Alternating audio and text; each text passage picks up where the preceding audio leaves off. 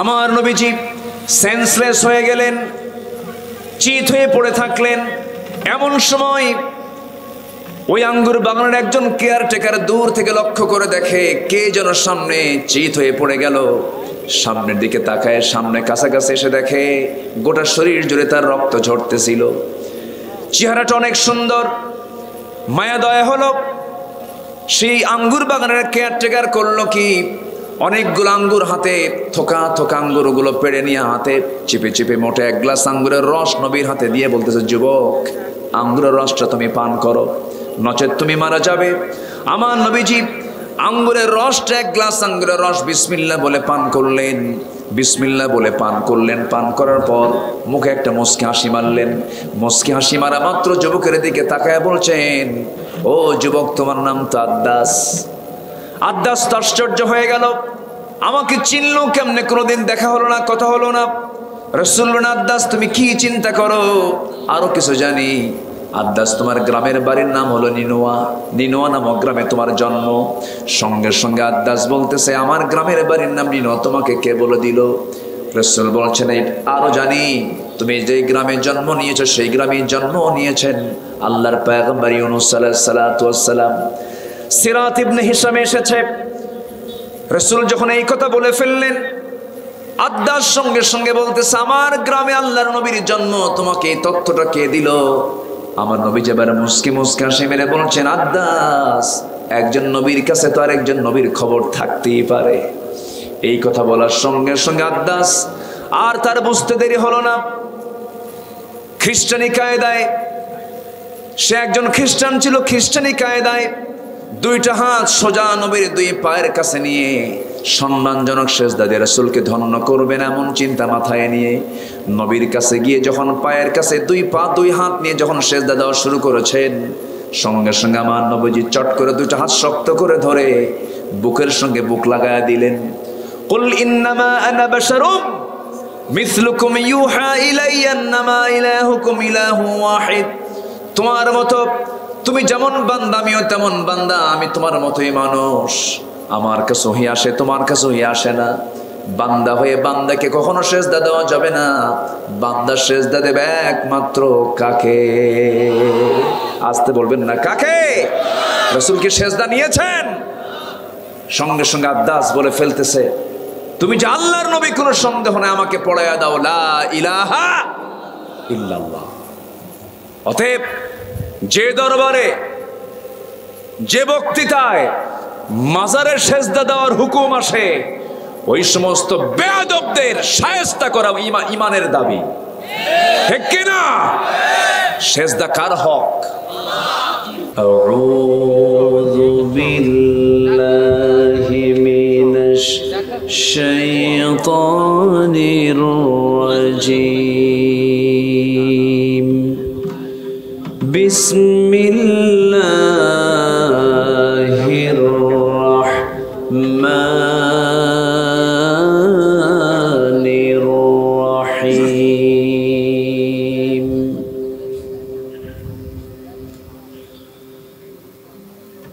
কুল in কানা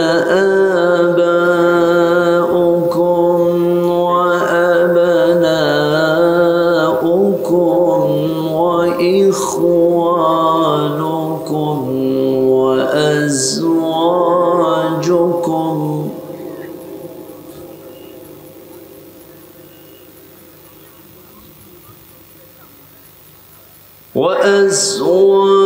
وأزواجكم وعشيرتكم وأموال اقترفتموها وتجارة تخشون كسادها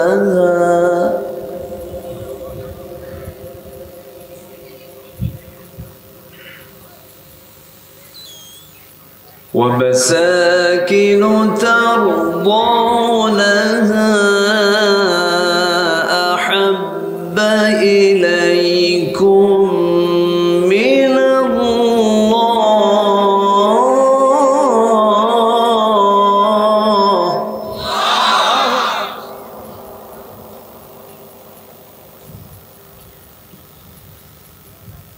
أحب إليكم من الله ورسوله وجهاد في سبيله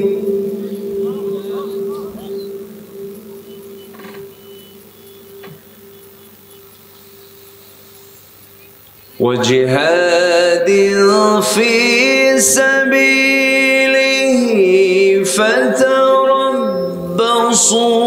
حتى يأتي الله بأمره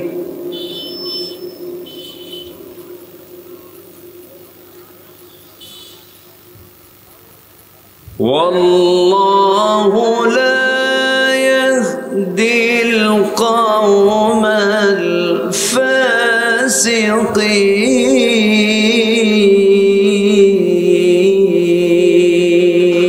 الفاسقين.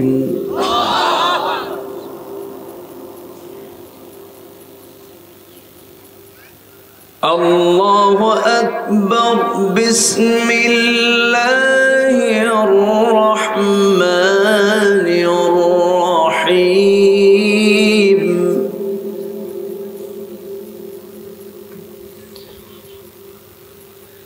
إن الله وملائكته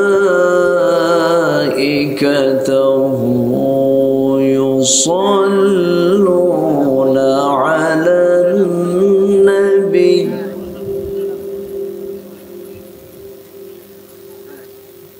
يا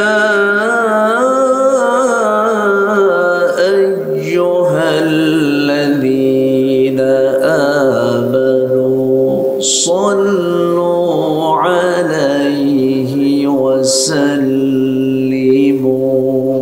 تسليما. اللهم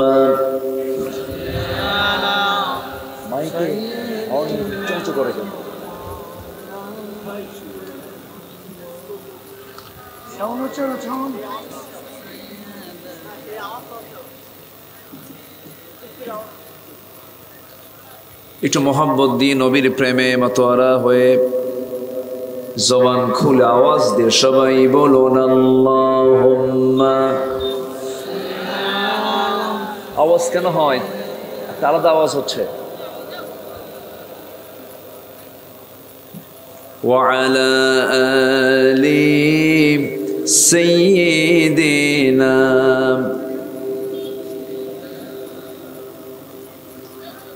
তাইফের কথা ভেবে কাঁদে শুধু দুনয়ন, এমন দরদি পেতে কাঁদে মন অনুক্ষণ, কাঁদে মন অনুক্ষণ। ওহুদ দাতাহারা আহমদ যখন লৌহ মাখা কিয়ামতে উঠবে তখন, জিহাদ না করে কিভাবে দেখাবে তুমি চাঁদ চেহারা রূপে ওয়াতুল। আল্লাহুম্মা সাল্লি আলা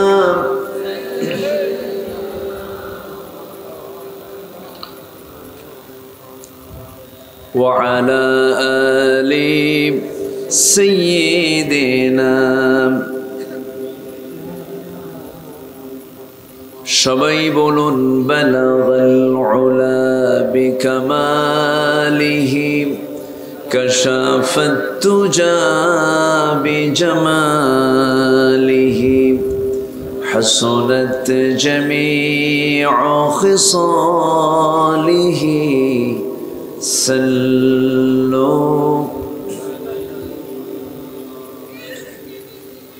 सूरते यूसुफ बिदारी हिकमते लुक़मान मा قاری قرآن باری یہ ہے دل صادمان ما بلغ العلا بکمالہ کشف التجا بجمالہ حسنت جمیع خصالہ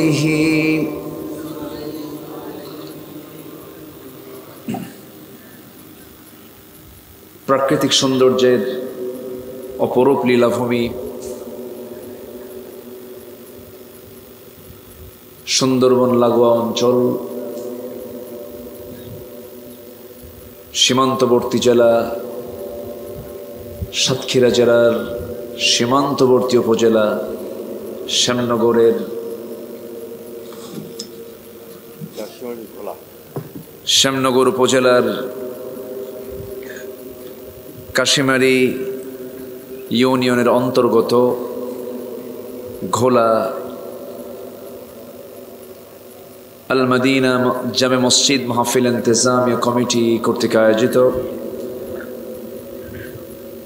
চতুর্থ বার্ষিকী তাফসীরুল কোরআন মাহফিল 2024 ঘোলা ত্রিমোহনী ফুটবল মাঠে অনুষ্ঠিত আজকের এই তাফসীর মাহফিল, এই মহৎ আয়োজনের সম্মানিত সুযোগ্য সভাপতি কাশিমারি ইউনিয়ন পরিষদের মাননীয় সুযোগ্য চেয়ারম্যান মহোদয় জনাব গাজী আনিসুজ্জামান আনিস সাহেব,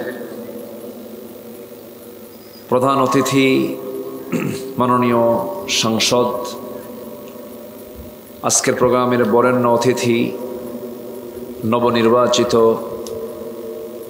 উপজেলা চেয়ারম্যান মহোদয়, আমার পূর্ব পরিচিত আমার কাছের ভাই, আমার প্রিয় ভাই সাঈদ ভাই, উপস্থিত হাজরাত উলামায়ে কেরাম, বিশেষ করে কথা বলেছেন আমার আগে আমার অত্যন্ত কাছের, আমার স্নেহধন্য, আমার অনুজ মিডিয়া ব্যক্তিত্ব, সাংস্কৃতিক ব্যক্তিত্ব জনাব কবির বিন সামাদ হাফিজাহুল্লাহ, আজকের মাহফিল উপস্থিত, আজকের মাহফিলের প্রধান আকর্ষণ, যারা না আসলে মাহফিল বাস্তবায়ন হতো না, সামনে উপস্থিত, দূরে কাছের বিভিন্ন স্থান থেকে ছুটে আসা কালেমার ঝান্ডাবাহী, তাওহীদের পতাকাবাহী, দিন ইসলামের নর শারদুল বীর মুজাহিদ, প্রাণ প্রিয় সম্মানিত দিন ভাইরা, আড়ালে বসে আছেন শ্রদ্ধেয়া সম্মানিতা মা বোনেরা। আলোচনার প্রথমে আনুষ্ঠানিকতার মধ্য দিয়ে আমার পক্ষ থেকে আবারও দিল খোলা সালাম, আসসালামু আলাইকুম ওয়া রাহমাতুল্লাহি ওয়া বারাকাতুহু। সালামের জবাব একটু দুর্বল মনে হলো, সারাদিনের ঘর্মাক্ত দেহ এবং প্রচুর পরিশ্রমের ক্লান্তময় দেহ, আবার এদিকে চূড়ান্ত সময় 12টা বেজে গেছে, তা আওয়াজ তো একটু কম হওয়ারই কথা। আবার একটু চেক করি, আসসালামু আলাইকুম ওয়া রাহমাতুল্লাহ। সবাই কেমন আছেন বলেন? আমাকেও প্রশ্ন করলেন, আল্লাহ তাআলা আমাকে আপনার মতোই আপনার কাতারেই রেখেছেন, বলছি আলহামদুলিল্লাহ। আমি যখন মাইকে কথা বলি তখন এ আবার আরেকটা আওয়াজ দেয়, বোঝেন না বিষয়টা? বুঝলাম না, না থাক, বেশি ধমক দিয়েন না, আবার হার্ট স্ট্রোক করতে পারে। একটা মাহফিলের 100%-এর মধ্যে 99% ডিপেন্ড করে হলো মাইকের উপর, বাকি 1% সব কিছু। হার্ট অফ মাহফিল হচ্ছে সাউন্ড, এটাকে সবসময়ের জন্য সবার আগে ফরওয়ার্ডে প্রথমে মাথা রাখতে হয়, কারণ কিষান খুব মজবুত কিন্তু কাশির ধার নাই, কাম হবে না তো। খেলোয়াড় খুব ভালো, ফুটবলের পাউন্ড নাই, কাম হবে না তো। এগুলো খেয়াল করতে হয় একটু। যাই হোক, আমাকে সময় দেবেন তো নাকি সবাই? না 12টা বাজে গেল? অনেকে তো মাহফিলে এসেছেন, আবার কালকে দিনে কাজ আছে, যাবেন? আমিও যাই। না না আপনি আচ্ছা জি, ওনারা খুব ক্লান্ত মানুষ, সারাদিনের বহু কাজ থাকে, বহু তৎপরতা নিয়ে তারা চলেন। আল্লাহ তাআলার মেহেরবানি আমরা যেখানে বসে আছি এটা যে জান্নাতের টুকরা, এটা কি বিশ্বাস হয়? হয়তো। তাহলে এই পৃথিবীতে এখন এই মুহূর্তে শ্রেষ্ঠ জায়গার নাম হলো কোরআনের মাহফিল, কোরআনের মজলিস। বলি আলহামদুলিল্লাহ। তা আমরা যেখানে বসে আছি এই জায়গায় যতক্ষণ বসে থাকবো গুনাহ মাফ হবে, ফেরেশতারা দোয়া করবেন। তাহলে এখন এই মুহূর্তে এর চাইতে দামি কোনো জায়গার দ্বিতীয়টা আছে? আমরা এই দামি জায়গায় বসতে পেরেছি, বলি আলহামদুলিল্লাহ। আবারও বলি আলহামদুলিল্লাহ। চিৎকার মেরে বলছি আল্লাহুম্মা ইন্নী আসআলুকা আল হুদা ওয়াত তুকা ওয়াল আফাফা ওয়াল গিনা। সবাই বলি আল্লাহুম্মা আইন্নি আলা যিকরিকা ওয়া শুকরিকা ওয়া হুসনি ইবাদাতিকা। আমরা আল্লাহ তাআলার শুকর আদায় করে নিলাম, উঠলাম সবার শেষে, কিন্তু লেখা আছে প্রধান বক্তা, কিন্তু হয়ে যায় মাহফিলে সে শেষ বক্তা, তাই না? শেষ ক্লাসটা নেওয়া খুব কঠিন। আগে যখন মাদ্রাসায় পড়তাম প্রথম ক্লাসটা খুব মজা পেতাম, শেষ ক্লাসে ওস্তাদ যখন আসতেন মনে হতো ওস্তাদ বের হবে কখন। তা আমাকে আমার একটা টাইম দেওয়া হয়েছে। আমি আপনাদের কাছে প্রথমেই একটু করজোরে মিনতি জানাবো, খুব বেশি লম্বা সময় আমি নেব না, খুব নাতিদীর্ঘ আমি কথা বলবো। ওমা তাওফীকি ইল্লা বিল্লাহ। আমরা শেষ কাজ দোয়াটা করে আমরা এখান থেকে বিদায় নেব। জোরে বলি ইনশাআল্লাহ, জোরে বলি ইনশাআল্লাহ। সম্মানিত হাজিরিন, সাতক্ষীরা ঢুকেই প্রথমে পেলাম হলো দেব, এরপর পেলাম কালী, এরপর পেলাম শ্যাম, তাই না? দেব, কালী, এরপরে শ্যামে আসলাম, ঠিক আছে না?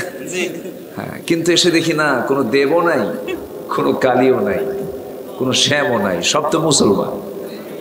বলি আলহামদুলিল্লাহ। তবে এক সময় ছিল, এক সময় ছিল, ছিল আছে বলেই তো নামটা এখনো আছে। তবে আমার নবীজি যখন কোনো নামের মধ্যে কোনো শিরিক পেতেন, কোনো ব্যক্তির হোক অথবা কোনো স্থানের নাম হোক, চেঞ্জ করে দিয়েছেন মুহাম্মদ সাল্লাল্লাহু আলাইহি ওয়াসাল্লাম। কাবার ভিতরে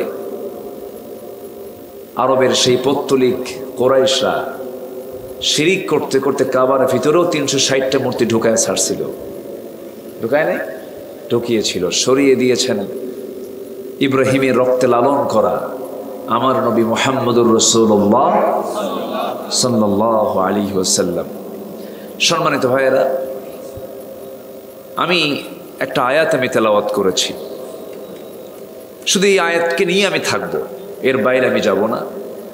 তবে এই আয়াতকে যদি কেউ লালন করে, এটাকে যদি কেউ যত্ন করে, এটার সাথে যদি সে তার জীবনটাকে সাজায় নেয়, তার জান্নাত যাওয়ার জন্য এই আয়াতটাই যথেষ্ট।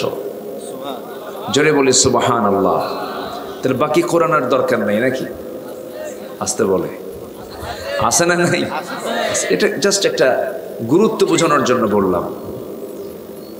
এক বেচারি বিয়ে করতে গেছে, তো বরপক্ষ যখন যায় খালি হাতে যায় না কিছু নিয়ে যায়? কিছু নিয়ে যায়, কাপড় চোপড় নেয়, প্রসাধনী নেয়, কিছু গহনা কাঠি নেয়। তো গহনার সাথে নিয়ে গেছে একটা স্বর্ণের চেইন নিয়ে গেছে। তো স্বর্ণের চেইন যখন নিয়ে গেছে তখন কনে পক্ষ এই স্বর্ণের চেইনটা দেখে খুব খুশি, খুশির ঠেলায় বলে ফেললো বরপক্ষ, শুধু এই চেনটা আনলেই হতে, এতেই আমরা খুশি। এর মানে কি কাপড় চোপড় পরার দরকার নাই? আস্তে আছে না নাই বলেন তো? তো এর মানে এটা না যে কোরআন লাগবে না, লাগবে। কিন্তু এই আয়াতটা খুবই দামি আয়াত, এটার প্রেক্ষাপট, এটার যে সাবাবুন নুজুল খুবই গুরুত্বপূর্ণ। রসুলকে আল্লাহ তাআলা বলছেন, হে রসুল আপনি এটা বলে দেন, আপনি সবাইকে জানিয়ে দেন। আমি আলোচনার দিকে সোজা চলে যাচ্ছি। আমাকে সময় দিচ্ছেন তো নাকি সবাই? আমরা যেখানে বসে আছি, যে সময়ে বসে আছি, আবহাওয়া যেমন গরম, পৃথিবীর অবস্থা তেমনই গরম। আসতে কোন কেন? কোথাও কি শান্তি আমরা দেখছি?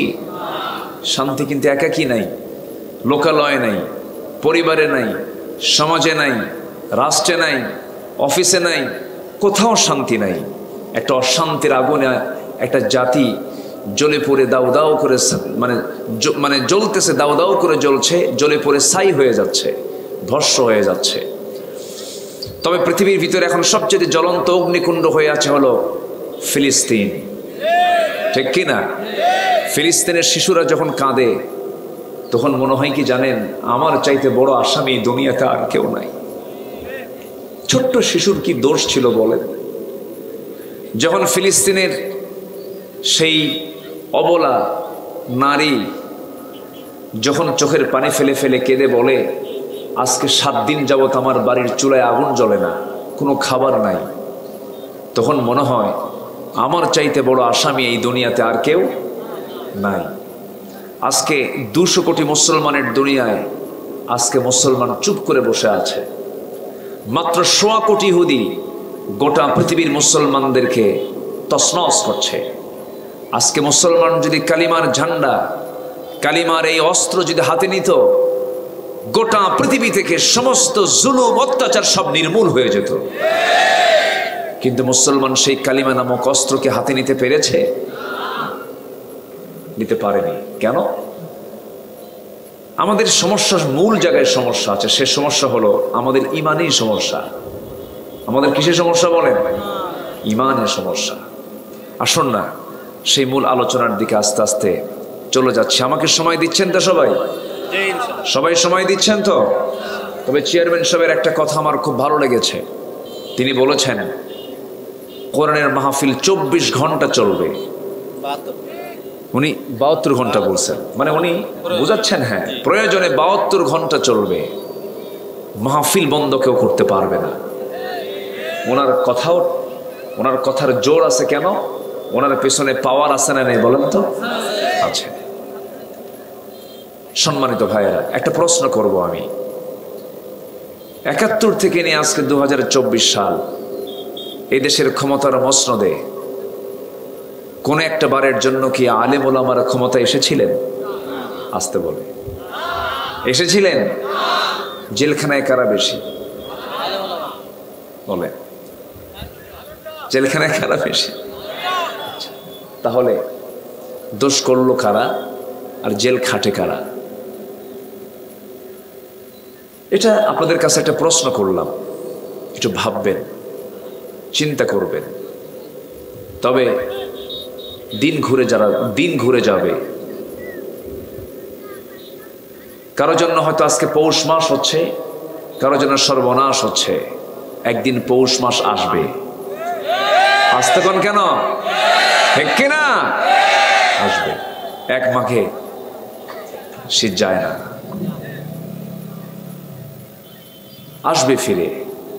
রসুলকে নিয়ে কত কি করা হয়েছে। বাড়ি থেকে বের করে দেওয়া হয়নি রসুলকে, আসতে বলে বের করে দেওয়া হয়নি। অথচ যে রসুলের জন্য আরশ আজিম পাগল, যে রসুলের জন্য গোটা পৃথিবী পাগল, যে রসুলের নখের ইশারায় আকাশের চাঁদ 2 ভাগ হয়ে যায়, সে রসুলকে ঘর থেকে বের করে দেওয়া হয়েছিল, মামলা দেওয়া হয়েছিল। সে রসুলকে পর্যন্ত জেল খাটতে হয়েছে। চোখের সামনে মুরগির রানের মতো 2 টুকরা করে শহীদ করে দেওয়া হয়েছে ইয়াসির রাদিয়াল্লাহু আনহুকে। তিনি দেখেছেন, কিন্তু আল্লাহ তাআলা কি তাকে একটা সুদিন দেননি? আসতে বলেন, দেন নাই দেন নাই দেন নাই। কষ্ট যত বেশি হবে, রক্ত যত বেশি ঝরবে, দিন কায়েমের পথ তত সুগম হয়ে যাবে। এটাই ইতিহাস। ইন্না মাআল উসরি ইউসরা। আমার বন্ধুগণ, আল্লাহ রাব্বুল আলামিন যে নবীর নাম শান এত দিয়েছেন, আমার আল্লাহ তার নিজের পরিচয় দিয়েছেন। সবাই বলি আলহামদুলিল্লাহি রাব্বিল আলামিন। জবান খুলে সবাই বলেন, সওয়াব পাবেন। আলহামদুলিল্লাহি রাব্বিল আলামিন। আর আমার নবীর পরিচয় সে আল্লাহ দিচ্ছেন, ওয়ামা আরসালনাকা ইল্লা রাহমাতাল লিল আলামিন। আমার আল্লাহ হলেন গোটা বিশ্ব জগতের জন্য, গোটা বিশ্ব জগতের তিনি হলেন রব। আর সেই গোটা বিশ্ব জগতের জন্য রহমত করেছেন অন্য কোনো ব্যক্তি নয়, তিনি হচ্ছেন মুহাম্মদ সাল্লাল্লাহু আলাইহি ওয়াসাল্লাম। সকল পয়গম্বরকে আল্লাহ তাআলা আঞ্চলিক নবী করে দুনিয়াতে পাঠিয়েছেন। আদম থেকে ঈসা আলাইহিস সালাতু ওয়াস সালাম পর্যন্ত যত পয়গম্বর এসেছেন, এই লক্ষাধিক পয়গম্বরকে আল্লাহ রাব্বুল আলামিন কওমের নবী বানিয়েছেন, আঞ্চলিক নবী বানিয়েছেন। আর আমার নবীকে বানিয়েছেন আঞ্চলিক নবী না, বিশ্ব নবী। বিশ্ব নবী বানিয়েছেন। সেই বিশ্ব নবীর মিশনে, তার দাওয়াতি কার্যক্রমে, ইসলামের এই দ্বীনের দায়িত্ব পালন করতে গিয়ে যদি তাকে যদি ঘর ছাড়তে হয়, তাকে যদি জেল খাটতে হয়, তাকে যদি হিজরত করতে হয়, তার যদি দাঁত ভাঙতে হয়, কোমর যদি হারাতে হয়, অবশ্যই সেই একই দিনের দায়িত্ব আমি আপনি পালন করতে গেলেও আমার আপনার জীবনে আসবে। এটা অস্বাভাবিক না স্বাভাবিক? অস্বাভাবিক না স্বাভাবিক? স্বাভাবিক। তবে হ্যাঁ, কেউ কেউ দাওয়াত দিতে গেলে ফুলের তোড়া পায়, আর কেউ কেউ দাওয়াতি কাজ করতে গেলে জেলখানা পায়। সবার দাওয়াত কি এক? আসতে বলবেন, সবার দাওয়াত কি এক? তবে হ্যাঁ, হক পথের যদি আপনি দাওয়াত দিতে যান, এই যে আমি আজকে মঞ্চ উঠেছি, এই মঞ্চে কথা বলবো আমি, আল্লাহ তাআলা আমাকে এমন কথা বলতে বলেছেন যে কথাটা হক কথা। হক কথাটা মিষ্টি হয় না তিতা হয়? আসতে বলবেন, হক কথাটা মিষ্টি হয় না তিতা হয়? আল্লাহ একটা আয়াতে বলছেন, বান্দা একটা আমল করবে তুমি, আমি তোমার সমস্ত আমলগুলোকে ঠিকঠাক করে আমি তোমার সমস্ত গুনাহ মাফ করে জান্নাত দিয়ে দেব।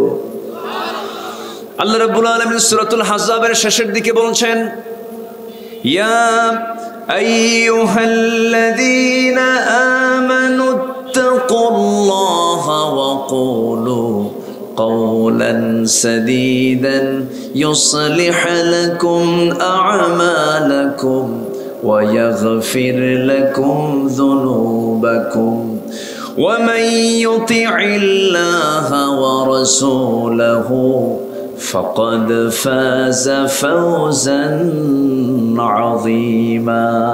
জোরে বলুন আল্লাহু আকবার। ঈমানদারেরা, তোমরা কাউকে ভয় করবে না আমি আল্লাহ ছাড়া। আর তোমরা সব সময় সোজা সাপটা কথা বলবে, স্ট্রেট কথা বলবে, হক কথা বলবে। এই হক কথা বলার ফলাফল হলো তোমার যে ভুলভাল আমলগুলো আছে আমি আল্লাহ ঠিকঠাক করে তোমার জিন্দেগির গুনাহগুলো মাফ করে তোমাকে সম্মানজনক জান্নাত আমি তোমারে দিয়ে দেব। কার ওয়াদা? কার কথা? জাতি হিসাবে কোন জাতি সবচেয়ে বেশি মিথ্যা কথা বলে বলেন তো? বলেন। আমি পৃথিবীর বেশ কিছু দেশ সফর করেছি। এই যে আমার কবির বিন সামাদ ভাই, আজ থেকে আরো 10 থেকে 12 বছর হবে, উনি তখন মালয়েশিয়াতে ছিলেন, আমাকে দাওয়াত দিয়েছেন, সেই পেনাং গিয়েছি। সেই সময় ওখানে কোরআনের তাফসীর মাহফিল করেছি। তো যে সময় আমি 12 বছর আগে, 10 থেকে 12 বছর আগে যখন যাই, পেনাংয়ের একটা ময়দানে মাহফিলে কথা বললাম। তো সেখানে কমিটি আমাকে বললেন, এই জায়গায় কথা বলেছেন এক সময়, যিনি কোরআনের পাখি, আজকে তিনি নাই, দুনিয়া থেকে বিদায় নিয়েছেন। আল্লাহ তুমি তার কবরটাকে জান্নাতের টুকরা বানায় দাও। এই যে আজকে কোরআনের মাহফিলের যে আসর, এই আসর মজানোর, এই আসর সৃষ্টি করার ক্ষেত্রে যিনি সবচাইতে বড় যিনি ভূমিকা পালন করেছেন এই পরিবেশ তৈরি করা, তিনি হচ্ছেন অন্য কেউ নন, এদেশের অগণন মানুষের কলিজার টুকরা, প্রাণের স্পন্দন। অসংখ্য যুবক পথের দিশা পেয়েছে যার বক্তৃতা শুনে, অসংখ্য পথহারা ব্যক্তি যার তেজোদ্দীপ্ত বক্তৃতায় উদ্বুদ্ধ হয়ে একামতে দিনের ছায়া তলে আবদ্ধ হয়েছেন। আজকে ঠিক একই কায়দা আবু হানিফার মতো। আল্লাহু আকবার। আবু হানিফা রাহমাতুল্লাহ আলাইহি জেলখানায় ছিলেন 8 বছর, বিষ প্রয়োগ করে দুনিয়া থেকে বিদায় করে দেওয়া হয়েছে জেলখানার মধ্যে। আসলে আল্লাহ যাকে কবুল করতে চান তাকে তো এরকম করেই কবুল করবেন, ঠিক কিনা? তবে কোনো জুলুমের রেহাই নাই, কোন জালিমকে আল্লাহ রেহাই দিবেন না। আসতে বলবেন না, জোরে বলেন ঠিক কিনা? ফেরাউন খুব দাপট চালিয়েছিল, জুলুমের মাত্রা যখন বেড়ে গেল বলে ফেললো, মুসা আজকে তোকে পানিতে চুবায় মারবো। আল্লাহকে, মুসাকে না, তোকে চুবাবো। আল্লাহ চুবান নাই, আল্লাহ চুবান নাই, সে আল্লাহ বুঝি নাই। আসতে বলবেন না, সে আল্লাহ আছে না নাই? আচ্ছা, এখনো আছেন। শুধু যদি মুসার শক্ত হাতে লাঠি নিতে পারি, ইব্রাহিমের তেজোদ্দীপ্ত ঈমান যদি আমরা লালন করতে পারি, আমরা যদি মুসার মতো শক্ত লাঠি হাতে নিতে পারি, আমরা যদি নূহের মতো দিন রাত দাওয়াত কামি লাইলা ওয়া নাহারা, দিন রাত যদি কালেমার দাওয়াত দিতে পারি, আমরা যদি আবু বকরের মতো দৃঢ়চেতা হতে পারি, ওমরের মতো সাহসী হতে পারি, ওসমানের মতো ধৈর্যশীল হতে পারি, আলীর মতো লড়াকু সৈনিক বীর সেনানী হতে পারি, অবশ্যই বাতিলরা সবগুলো পরাজিত হয়ে বঙ্গোপসাগরে হাবুডুবু খাবে। সেই বাতিলদের মোকাবেলা করতে কি সবাই রাজি আছেন? রাজি আছেন? কারা কারা হাত উঁচু করে দেখান মুসলমান।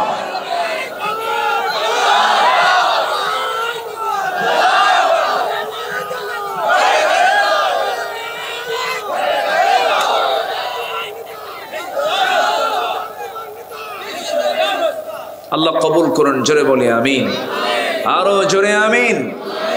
এক মুরব্বী প্রায় 70 বছর বয়স হবে, তার স্লোগানের জন্য দাঁড়ায় গেছে। কিছু যুবক আছে সাইকেলের চাকা বাসলি সিট হয়ে পড়ে, আছে না? এরকম আছে না? আছে। আবার কিছু বুড়ো চাচা আছে, দেখবেন যৌবনের গান তাদের মধ্যে মানে বাজতেই থাকে। এটাই স্পিরিট একটা। এই স্লোগান নিয়েও কত কথা বলা হলো, এটা নাকি জঙ্গিবাদের স্লোগান। নারে তাকবীর আল্লাহু আকবার নাকি বলা যাবে না। মাহফিলে বসলে আগে বলা হতো, প্রায় এরকম বলতো, হুজুর এমন ওয়াজ করবেন আকাশের আর কবরের, দুনিয়া আমরা দেখে নেব, দুনিয়া দেখবে ওরা আর আমরা দোয়া করে দেব। আছে না নাই? আসতে বলবেন না, আছে না নাই? আছে। সম্মানিত ভাইয়েরা, সম্মানিত বন্ধুগণ, তাহলে জাতি হিসাবে এই দেশের মানুষ তো মিথ্যা কথা বলেই না, না? মিথ্যা কথা বলে? মিথ্যা কথা আছে? এক সাহাবী নবীর সামনে দাঁড়ায় বলে, হুজুর আমি বেশি আমল করবো না, আপনি একটা আমল শেখায় দেন। রাসূল বলেন, মিথ্যা কথা কবি না, যা। সাহাবী আমল করতে চাইলেন কয়টা? একটা। রাসূল আমল শিখে দিলেন কয়টা? কি বলবা না? মিথ্যা কথা বলবা না, যাও তুমি জান্নাত পেয়ে যাবা। আল্লাহু আকবার বলবেন না? দেখি নবীর কথা না আল্লাহর কথা। এই কিছুক্ষণ আগে জায়াতটা বললাম, আকুলু কাওলান সাদীদা। ওই সাহাবী নতুন ইসলাম কবুল করেছিলেন। 3টা অভ্যাস তার মধ্যে ছিল, চুরি করা, জেনা করা, মদ খাওয়া। চুরি করে রাত্রিবেলা নবীর কাছে সকালবেলা নবীর সামনে হাজির হয়েছেন। রাসূল বলেন, গত রাত্রে তুমি কোথায় গেছো? হুজুর জীবনে আর চুরি করব না।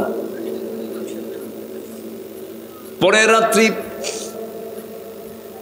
নারীর ঘরে গিয়েছে, নবীর সামনে সকালবেলা হাজির হলে রাসূল বলেন, গত রাত্রে তুমি কোন নারীর ঘরে গমন করেছো? হুজুর, জীবনে আর জেনার কাছে যাব না। গত রাত্রে তুমি মদের বোতল হাতে নিয়েছো নাকি? হুজুর, জীবনে আর মদের বোতল হাতে নেব না। আল্লাহর কসম করে বলি হুজুর, আপনি আল্লাহর নবী, মিথ্যা কথা ছেড়ে দিলাম, সাথে সাথে কবিরা গুনাহও ছেড়ে দিলাম। আল কিযবু উম্মুল খাতিআত, মিথ্যা হলো সমস্ত পাপের মা। আর আজকে আমার দেশের নেতৃত্ব চলে হলো মিথ্যা মিথ্যা মিথ্যা দিয়া, ঠিক কিনা? যে রাজনীতি করতে গিয়ে মিথ্যা কথা বলতে হয়, সে রাজনীতির মুখে আমরা থুতু মারি। যে নেতৃত্বের দিকে ধোঁকা দিতে হয়, সেই নেতৃত্বের মুখে আমরা জুতা মারি, ঠিক কিনা? একটা মানুষ আল্লাহওয়ালা হয়ে যাবে, একদম সে পৃথিবীর সেরা মানুষ হবে, শুধু একটা আমল, মিথ্যা বলবো না। সে আল্লাহওয়ালা। আপনি যদি কাউকে দেখতে চান কোন আল্লাহওয়ালা মানুষকে, 1 নম্বর গুণ দেখবেন, সে মিথ্যা কথা বলবে না। এই পৃথিবীর সেরা মানুষের একটা সেরা গুণ ছিল, 1 নম্বর গুণ, তার জীবনে একটা মিথ্যা কথা বের হয় নাই। তিনি কে? মুহাম্মদুর রাসূলুল্লাহ সাল্লাল্লাহু আলাইহি ওয়াসাল্লাম। আমাকে সময় দিচ্ছেন তো নাকি? কারো কোনো আপত্তি নাই তো? জি ইনশাআল্লাহ। শেষ পর্যন্ত থাকবেন? বলো বলো, কয় না? শেষ পর্যন্ত থাকবেন, বলো। হ্যাঁ জি, খুব এটা হচ্ছে ভাষার গহনা। এটা ভাষার কি গহনা? মেয়েরা না গহনা পড়লে কি সাজে? ভাষার একটা গহনা থাকে। ভাত খেয়ে যাবেন? বলো। যখন আমি নতুন আসি তখন এটা শুনতাম, তো বলো কি? ভাত খেয়ে যাবেন বলো, মানে বলো কি বলবো? আমি এটা বুঝতাম, তো পরে না দেখি না এটা ভাষার গহনা। আলহামদুলিল্লাহ, এটা আল্লাহ তাআলা প্রত্যেকটা এলাকার আঞ্চলিকতা দিয়েছেন। এই ভোলার মানুষ সব শব্দের শেষে যে লাগায়, দোয়া করবেন যে, ভাত খাবেন যে বলে। হ্যাঁ, আবার লক্ষ্মীপুর নোয়াখালীর মানুষ আবার কেন ভাত খাবেন, কেন ভাত খাবো না প্রশ্ন করে, ভাত খাবেন কেন? মেহমানকে দাওয়াত দিয়ে যদি ভাত খাবেন কেন, তো তার এক কাম সারা। তো এটা হচ্ছে ভাষার গহনা। এগুলো ভাষার কি বলেন তো? গহনা। এগুলো কে দিয়েছেন? সব ভাষার ভিতরে কে দিয়েছেন? আল্লাহ দিয়েছেন। অনেক কথা আস্তে আস্তে করে শুনবো আমরা, জোরে বলি ইনশাআল্লাহ। তাহলে আমার দেশে সত্য বেশি চলে না মিথ্যা কথা বেশি চলে? আমরা কি মিথ্যার সাথে যাব? মিথ্যাবাদীদের দল করব? মিথ্যা রাজনীতিকে কখনো সমর্থন দেব? মিথ্যাবাদীদের সঙ্গে আমাদের ওঠা বসা থাকবে? অকুনু মা'আস সাদিকিন, অকুনু মা'আস সাদিকিন। কার কথা? আল্লাহর কথা। সত্যবাদীদের সাথে চলো, মিথ্যার সাথে চলো না। ধোঁকাবাজি খাইবা, লস হবে, ব্যবসায় কোনো লাভ হবে না। হারামের কোনো আরাম, মিথ্যা দিয়ে ধোঁকা দিয়ে শয়তানি করে যা কামাই করবেন সব হেরে যাবে, একটাও থাকবে না। সাদ্দাদের, কারুনের কারো সম্পদ টেকে নাই, থাকে নাই, সব শেষ হয়ে গেছে, ঠিক কিনা? এক বেচারি সারা রাত কষ্ট করে একটা ঘোড়া চুরি করছে। কি চুরি করছে? ঘোড়া চুরি করে আনছে বাড়িতে। সকাল হয়ে গেছে, ছেলেকে ডাক দিয়ে বলে, বাজান অনেক কষ্ট করে করলাম, একটা চুরি করে ঘোড়া আনলাম, তো ঘোড়াটা তো বিক্রি করতে পারলাম না, আমি তো চোখে ঘুম, তুমি ঘোড়াটা বাজারে নিয়ে গিয়ে বেচে আসো। ছেলেকে দায়িত্ব দিছে, ছেলে চলে গেছে বাজারে ঘোড়া বেচার জন্য, বিক্রি করার জন্য। এক ক্রেতা এসে বলে, ভাই ঘোড়াটার দাম কত? কে? ঠিক আছে, দাম মিটমাট হলো। ঘোড়া তো দেখা দরকার, 4 পাও সচল আছে কিনা। কি ঠিক আছে, তুমি দেখে নাও। ঘোড়ার পিঠে চড়ছে, লাগামটা নিয়ে এমন টান মারছে, আর ঘোড়া ফেরত আসে না। সন্ধ্যা হয়ে গেছে, দাম তো আর নেয় নাই। ও চেক আপ করার জন্য ঘোড়া নিয়ে চলে গেছে। সন্ধ্যা পর্যন্ত অপেক্ষা করে যখন ঘোড়ার ফেরত আসে না, তখন ব্যর্থতা নিয়ে চলে আসছে বাড়িতে। বাপ এখন ছেলেকে বলে, বাজান গোটা রাত ধরে কষ্ট করে ঘুম জাগিয়া ঘোড়া চুরি করে আনলাম, তো ঘোড়ার দাম কত পাইছো? কাব্বা, যে দামে কেনা সেই দামেই বেচা। যে দামে কেনা সেই দামেই বেচা। টাকা পাচার করে কোনো লাভ হবে না, কেউ ভোগ করতে পারবেন না। হারামের কোনো আরাম নাই, হারামের কোনো আরাম কখনো হবে না। শোনেন, হাজার হাজার কোটি টাকার মালিক হলেই কিন্তু সুখী হওয়া যায় না। গ্রামের লোক বেশি খায় না শহরের লোক বেশি খায়? ভালো করে খান। শহরের লোক বেশি খায় না গ্রামের লোক বেশি খায়? টাকা পয়সা কাদের বেশি? শহরে। গ্রামের লোক যখন খাইতে বসে তখন পায়জামার দড়ি খুলে বসে, পায়জামার দড়ি খুলে বসে, কোনো বাধা নাই। আর শহরের লোক যখন খাইতে বসে, 1000 কোটি টাকার মালিক চার্ট নিয়ে বসে, ডাক্তার চার্ট দিছে, হ্যাঁ, সকালবেলার নাস্তা 2 গ্রাম কি 2 গ্রাম রুটি, 1 কেজি আঙ্গুর সামনে সাজানো, 1 কেজি আঙ্গুর একটা খায় আর চার্ট দেখে বলে খবরদার 2টা খালি কিন্তু ইনসুলিন নিতে হবে। একটা খায় আর ইতিমের মতো চায় থাকে, আর কপাল আঙ্গুর তোকে শুধু দেখলাম খাইতে পারলাম না। আছে না নাই বলেন তো? 1000 কোটি টাকার মালিক 1 আঙ্গুর খায়, বাকি আঙ্গুরের দিকে ইতিমের মতো চায় থাকে, ফকিরের মতো, ঠিক কিনা?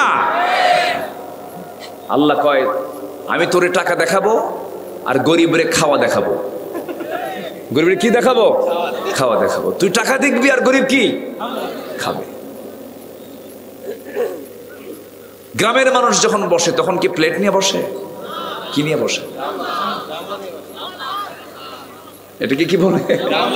গাবলা নিয়ে বসে। বল বসে। ফজর পড়েই গেছে কাজে ঘেরে, এমন কাজ দিছে, কোদাল মারছে, কোদাল মেরে এসে যখন বসছে, এই বোলের মধ্যে ছিল 1 কেজি চালের পান্তা, গো গ্রাস, মানে কি জানেন? গরুর মতো গ্রাস, একদম নিমিষেই শেষ। খাদ্য কি সাথে কি আছে? কাঁচা মরিচ আর কাঁচা পেঁয়াজ, এটি 1 কেজি চাউল নাই। খাওয়ার পরে যখন বলা হয় খাইছো কেমন, কারো 1 কেজি হলে ভালো হয়। কোন অসুখ বিসুখ আছে? কোন সমস্যা আছে? শান্তি দেওয়ার মালিককে আসতে বলবেন না। শান্তি দেওয়ার মালিককে, বরকত দেওয়ার মালিককে। ধনীকে আল্লাহ সন্তানও দেন না, বেশি হয় না, খালি কলকাতা যায়, ভেলোর যায়, সিঙ্গাপুর যায়, বাচ্চা হয় না, বহুত সমস্যা, টেস্ট টিউব, এই টিউব ওই টিউব। আর গরিব রিক্সাওয়ালা ইটের ভাটায় কাজ করে, বছরের এ মাথায় 2টা ওই মাথায় 3টা, ঠিক কি না? কম পরে যখন বলা হয় বাচ্চা কয়টাকে, বালিশ গুনতে হবে। কি গুনতে হবে? বালিশ গুনতে হবে। আল্লাহ তাআলা গরিবরে রিজিক দেন, খাবার দেন। গরিবরে শুধু, ধনীরে শুধু টাকা দেন, তুই টাকা গুনবি আর খাবারের দিকে ছায়া থাকবি, খাইতে পারবি না। এই জন্য আল্লাহর কাছে বলতে হয় আল্লাহুম্মা ইন্নী আসআলুকা রিজকান ওয়াসিআ। আল্লাহ তুমি আমাকে প্রশস্ত রিজিক দাও, টাকা দিও না, পয়সা দিও না, তোমার হালাল রিজিক তোমার কাছ থেকে চাই, বরকতময় রিজিক তুমি আমাকে দাও। আল্লাহু আকবার বলো। এই জন্য আমরা হালাল চাবো না হারাম চাবো? হালাল চাবো না হারাম চাবো? হারাম। হারাম না হালাল? হালাল। কিন্তু আজকে আমরা হালালে ডুবে আছি না হারামে ডুবে আছি? সমাজে সুদ চালু না যাকাত চালু? সুদ চালু। আমার বন্ধুগণ, সব ঠিক হয়ে যাবে। এই আয়াত, যে আয়াত থেকে আমি তেলাওয়াত করেছি, সেই তেলাওয়াতকৃত আয়াতের অনুকূলে যদি আমরা জীবনটাকে সাজাই গোছায় নেই, সুন্দর করে সাজিয়ে নেই, সব আমার আপনার ঠিক হয়ে যাবে।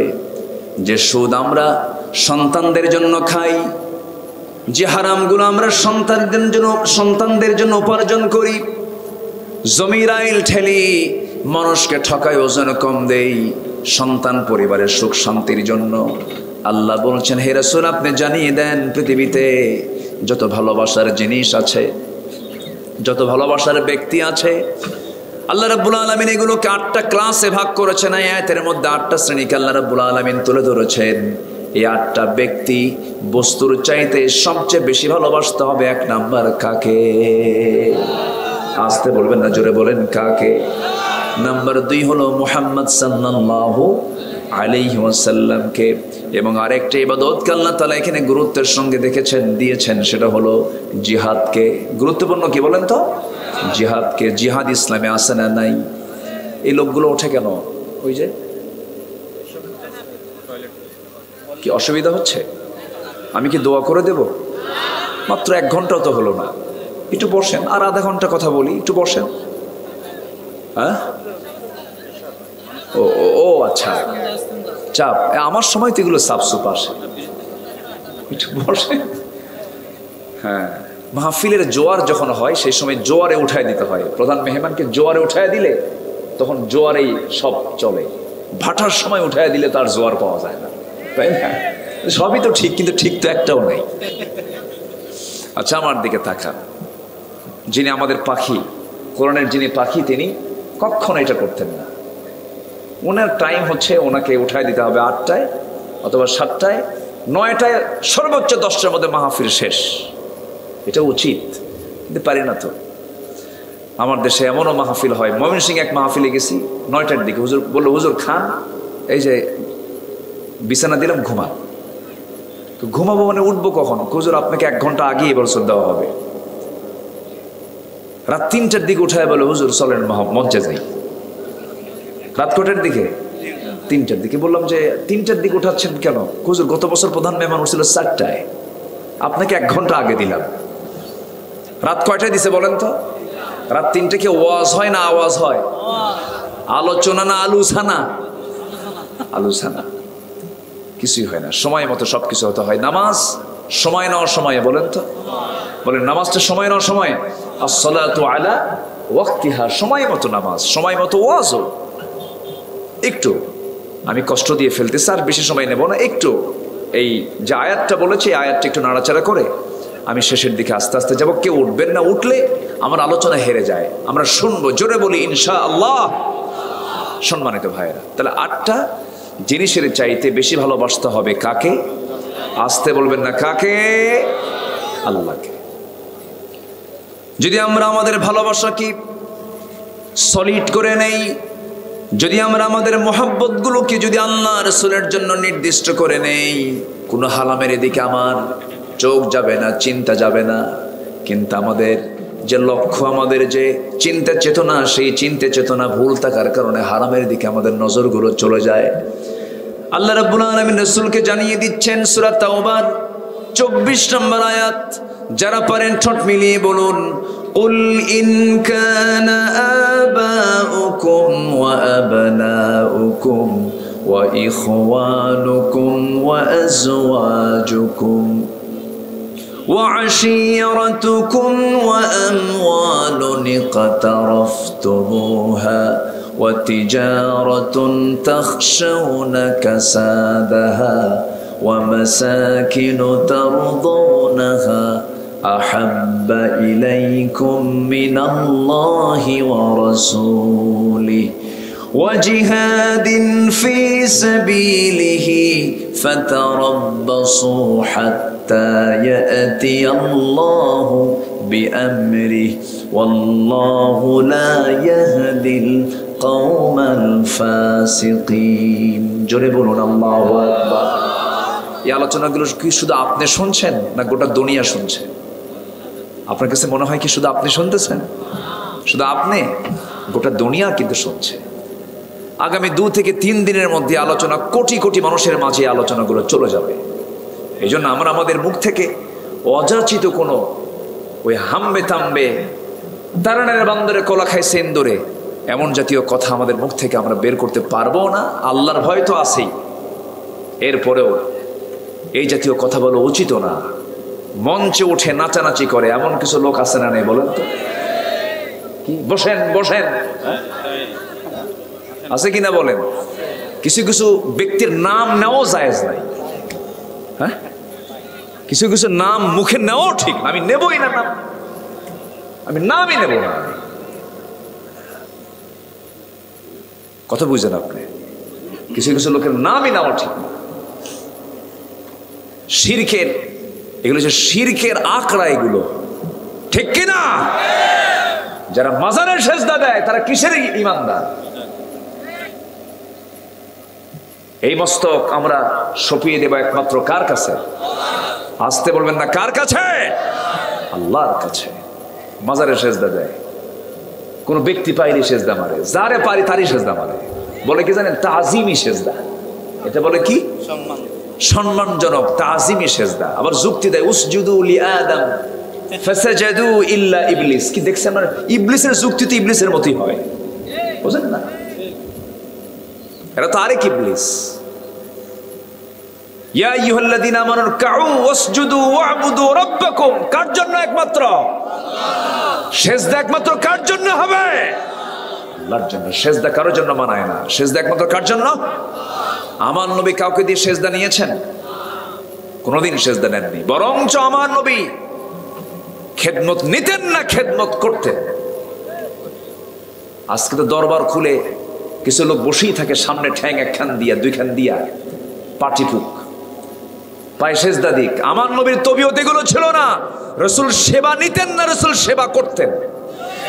রাসূল নিজের জুব্বা নিজে ধুতেন, নিজের ঘর নিজে ঝাড় দিতেন, নিজের স্ত্রীর হাত পা পর্যন্ত টিপে দিয়েছেন আমার রাসূল। আল্লাহু আকবার বল। এগুলো পাইছেন কোথায়? এগুলো আমার নবীজির সামনে কেউ দাঁড়ায় গেলে রাসূল বলতেন, বসো, আমিও মানুষ তুমিও মানুষ, বসো, বসায় দিতেন। আমার নবীজির খাদেম ছিলেন একজন সাহাবী, উম্মে সুলাইমের কলিজার টুকরা সন্তান আনাস বিন মালিক রাদিয়াল্লাহু তাআলা আনহু। 10 বছর খেদমত করছেন। কয় বছর? সব সময় রাসূলের পাশে থাকতেন। 10 বছরের ছোট্ট বাচ্চাকে দিয়ে গেছে তার মা। হুজুর, মদিনার আনসাররা কেউ কেউ উটের পাল দিল, খেজুর বাগান দিল, আমার তো কিচ্ছু নাই, আমার সন্তান দিয়ে গেলাম। আমার নবীজি তাকে খাদেম হিসেবে নিযুক্ত করলেন। আনাস বিন মালিক বলেন উনি 110 বছর বেঁচে ছিলেন। কত বছর? তাহলে নবীর ইন্তেকালের পরে আরো কত বছর? উনি ইন্তেকাল করেছেন 110 বছরে, নবীর খেদমত করেছেন 10 বছর, 20 বছর, বাকি 90 বছর আরো পৃথিবীতে বেঁচে ছিলেন নবীকে হারানোর পর। তিনি কসম করে বলেন, আমি নবীর খেদমতে 10 বছর ছিলাম, রাসূল কোনোদিন একবারের জন্য আমাকে বলেন নাই গ্লাসটা আনো, কাপড়টা আনো, এটা আনো, ওটা আনো। রাসূল আমাকে বলেনই নাই। আল্লাহু আকবার বলেন। আমার কথা কি বোঝা যায়? রাসূল এরকম ছিলেন না। আমার নবীজি এক শশা বিক্রেতার পিছনে গিয়ে চোখটা চেপে ধরলেন। চোখটা চেপে ধরে বললেন, বলো তো আমি কে? শশা বিক্রেতা চিনতে পারে না। সঙ্গে সঙ্গে চোখটা খুলে বলছেন, দেখো তো চেনা যায় নাকি, আমি তোমার খুব কাছের বন্ধু। শশা বিক্রেতা সাধারণ একজন বিক্রেতা, সাধারণ রাস্তার মানুষ, খুব খুশি হয়ে বলছেন, রাসূল আমাকে বন্ধু বানিয়েছেন। রাসূল বলেন, একজন শ্রমিকের হাত আল্লাহর কাছে খুব প্রিয়।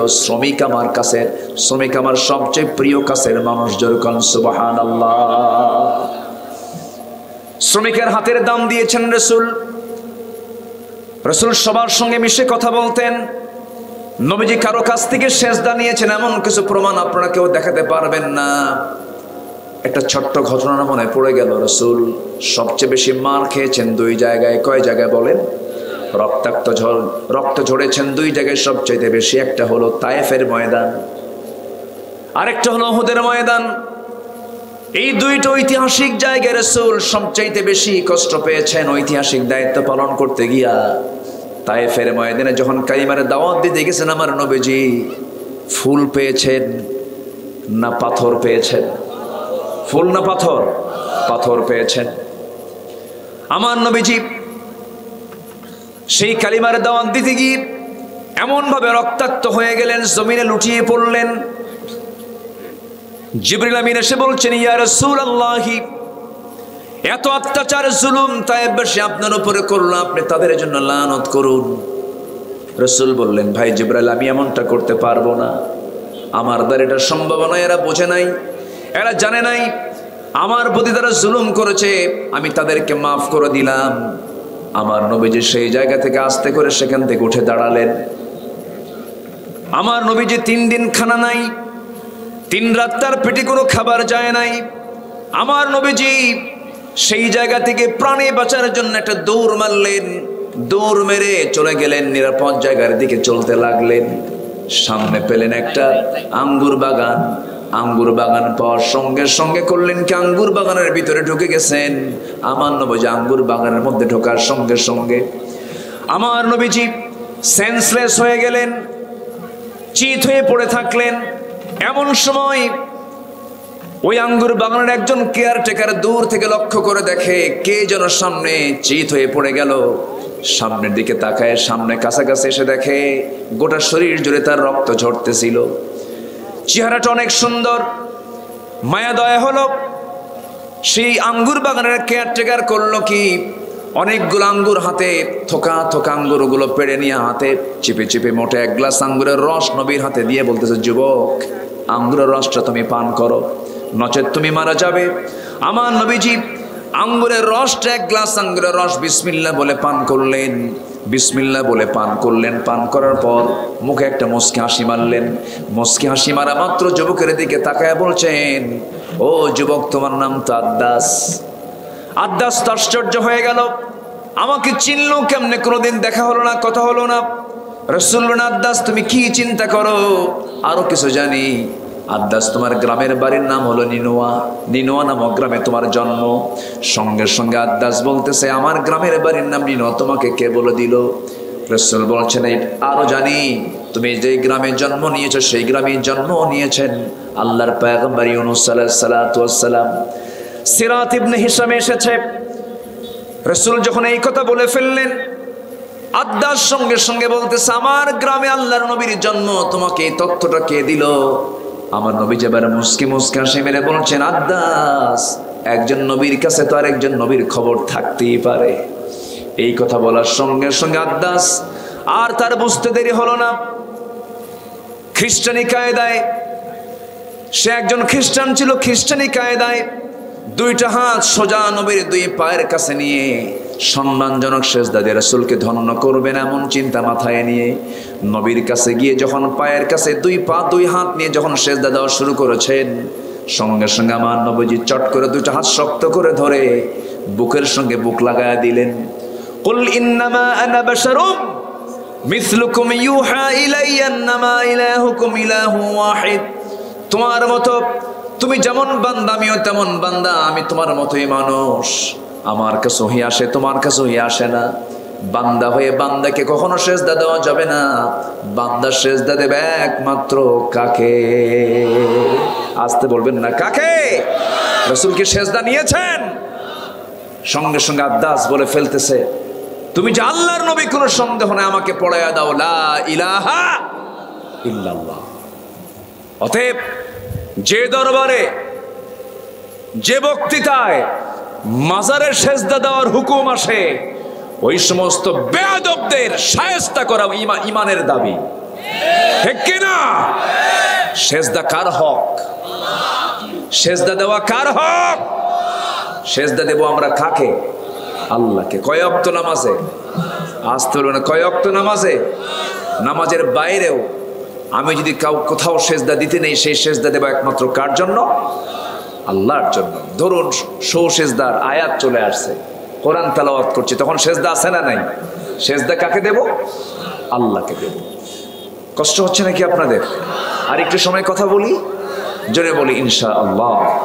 সম্মানিত ভাইয়েরা, সম্মানিত বন্ধুগণ, তাহলে 8টা জিনিসের ভালোবাসার চাইতে বেশি ভালোবাসা দেখাতে হবে। 1 নাম্বার কার জন্য? 1 নাম্বার হচ্ছে এই 8টা জিনিসের যে ভালোবাসা, ব্যক্তি এবং বস্তু এখানে আছে। যেরকম আল্লাহ তাআলা এখানে সিরিয়ালি 1 নাম্বার দিয়েছেন হলো তোমাদের বাপ। বাবার প্রতি মহব্বত আছে না নাই বলেন তো?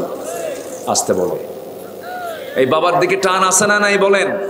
আচ্ছা, কি ব্যাপার, ঘটনা কি? এই সব কি আমার সময় লাগলো এগুলো? হ্যাঁ, ও কারেন্ট আসছে না গেছে? ও, কারেন্ট কি মাঝে মাঝে আসে না মাঝে মাঝে যায়? যাই হোক, যেটাই হোক, জি।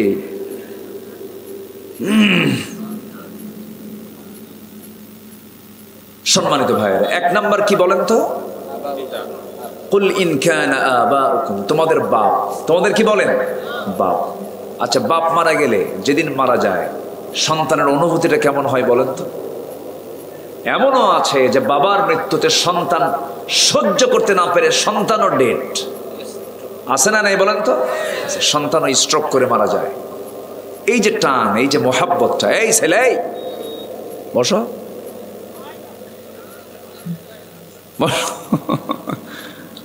যেতে দেবো না তো, একটু বসেন। আচ্ছা, তাহলে এই কষ্ট পেলেন নাকি আপনারা? আবার কষ্ট মনে করা যাবে না। ওই যে বাচ্চা যদি দুধ না খেতে চায় তখন মা কি করে? একটু আদর করে, বাবা খা, খা বাবা খা, তাও খায় না। ওষুধ, জ্বর আসছে 103 ডিগ্রি জ্বর, ওষুধ খায় না, তিতা। যখন খেতে না চায়, খেতে চাচ্ছি না, তখন মা কি করে? 2 হাত আর 2 পা শক্ত করে ধইরা মুখের মধ্যে নখ ঢুকে দেবে, খা। কেন? এতে কি মহব্বত কমে গেছে? না মহব্বত কমে গেছে, না মহব্বত বেশি হয়েছে? কিন্তু এখানে ধমকের সুরটা হলো কি? জোরে। আমি যে ধমকটা দিলাম এটা কিন্তু আবার রাগারাগির না, এটা মহব্বতের। রাগ করা যাবে না। একটু বসে সম্মানিত ভাইয়েরা। তাহলে বাপ যেদিন মারা যায়, অনেক সন্তান আছে হার্ট স্ট্রোক করে সন্তানও মারা যায়, মানে বাবার লাশের সাথে সন্তানের লাশও চলে যায়। এই যে একটা টান, এই যে একটা মোহাব্বত, বাবা এই দুনিয়াতে সন্তানের কাছে যেমন আপন, আবার সন্তানও বাবার কাছে আপন। আল্লাহ তাআলা সন্তান আবার দিয়েছেন পরে, ওয়াবনাউকুম, তোমাদের সন্তান সন্ততি, তোমাদের বাবা তোমাদের সন্তান সন্ততি, ওয়া ইখওয়ানুকুম, তোমাদের ভাই, ভাইয়ের প্রতি ভাইয়ের টান আছে, ওয়াজওয়াজুকুম, তোমাদের বউ, বিয়ের ফলে যে বউটা হয়ে গেল, দেখবেন যখন বিয়ে করে নাই তখন মার দিকে ব্যাপক টান, বাবার দিকে ব্যাপক টান, বিয়ের পরে তখন টান চলে যায় কার দিকে? যায় কিনা বলেন? সবাই বলবেন, একটু প্রশ্ন দিবেন, প্রশ্ন উত্তরটা দিবেন। সবাই বলুন তো, মা বড় না বউ বড়? দেখছেন কি কয় এগুলো? কি ওয়াজ করবো আমি? বলেন, মা বড় না বউ বড়? মাহফিলে মা বড়, বাড়িতে বউ বড়। তাহলে মায়া দয়া আছে তো? বইয়ের দিকে মায়া দয়া আছে না নাই? বলেন, স্বামীর দিকে টান আছে না নাই? আছে। তাহলে আল্লাহ তাআলা যে প্রসঙ্গগুলো টানছেন, এই যে মায়া মহাব্বত গুলো টানছেন, এটা এমনি টানেন নাই, তেমনি এখানে এমনি কোট করেন নাই। আমার বন্ধুগণ, তাহলে তোমাদের বাবা, তোমাদের সন্তান, তোমাদের ভাই, তোমাদের বউ বাচ্চা, তোমাদের স্ত্রী, পরিবার পরিজন, ওয়াশিরাতুকুম, তোমাদের গোত্র, তোমাদের গোষ্ঠী, তোমাদের বংশ। আল্লাহ তাআলা এখানে কোনোটাই বাদ দিলেন না। 8টা জিনিসের মধ্যে 8টা ব্যক্তি এবং বস্তু ঢুকায়া দিয়েছেন। আল্লাহ তাআলা 1 নাম্বার বলছেন বাবার কথা, নাম্বার 2 হলো সন্তানের কথা, নাম্বার 3 হলো ভাইয়ের কথা, নাম্বার 4 হলো স্ত্রীর কথা, নাম্বার 5 হলো গোত্র বংশের কথা। এখানে আত্মীয় স্বজন সব কিছু এখানে ঢুকে গেছে। এরপর আল্লাহ তাআলা মালের কথা বললেন, এরপরে আল্লাহ তাআলা বাড়ির কথা বলেন। বাড়ির দিকে টান আছে না নাই? আসতে বলবেন না, আছে না নাই? দেখবেন হাজারো রাজপ্রাসাদে আপনাকে থাকতে দেওয়া হোক না কেন, 2 দিন 3 দিন থাকার পর আপনার ভাল লাগবে না। আপনি বলবেন, আমার নিজের বাড়িতে আমি কখন যাবো? আমার সাকিনু তারদাউনাহা। এই যে বাড়ির প্রতি টান, বাড়ির প্রতি মোহাব্বত, সম্পদের মালের প্রতি মোহাব্বত। এরপর আল্লাহ রাব্বুল আলামিন বলছেন, এই যে 8টা মোহাব্বত আমি তোমাকে দিয়ে দিলাম, এই 8টা মোহাব্বতের চাইতে বেশি মোহাব্বত দেখাতে হবে 1 নাম্বার কার দিকে? কার মোহাব্বত বলেন? আল্লাহর মোহাব্বত। যেমন করে সাহাবে কেরাম দেখিয়েছেন, নিজের বাবাকে তরবারি দিয়া গর্দান উড়াইয়া দিয়ে প্রমাণ করেছেন, আমি আল্লাহ রাসূলকে বেশি ভালোবাসি। এমন নজির বহু সাহাবীর জীবনে আছে। যুদ্ধের ময়দান, সাহাবে কেরামকে নিয়ে রাসূল মক্কা থেকে মদিনা হিজরত করেছেন।